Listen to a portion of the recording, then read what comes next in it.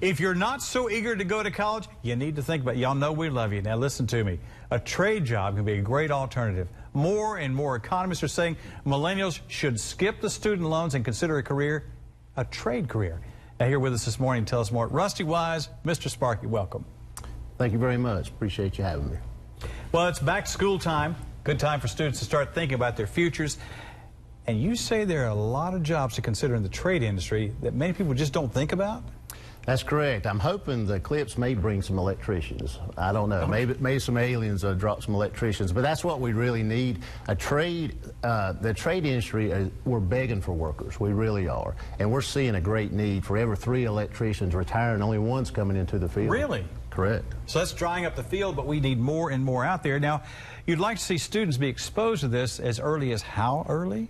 I'd say middle school. Really? I'd say middle school students need to start being exposed to this. You take a 12 or 13-year-old student, a career, plumbing, electrical, heating and air, that's where the jobs are. Okay. Now, you know, this used to be required when I was in school way back in the day, but even before you. So if someone is interested in a trade and in these jobs, what should they do? I would say talk to your guidance counselor in middle or even high school and say what trade classes are available to me. You know, right now a lot of the electives are way down the list as far as electrical, heating and air and plumbing. And ask your counselor, there may be money to go to a community college, and there's a great need. I mean, we're begging for electricians. A lot of our electricians make very good money. But you're saying for every 3 that retire, you have 1 coming in? That's the latest stats. That's not a good trend for this. You're almost getting way too busy that way. Now, what kind of experience would someone need to become an apprentice? Well, the biggest thing is a little experience, even in middle school or high school, if you've taken a class. We need that drive. We hire for character and the professionalism, but we also you need to be exposed to it and say, I might want to do electrical work.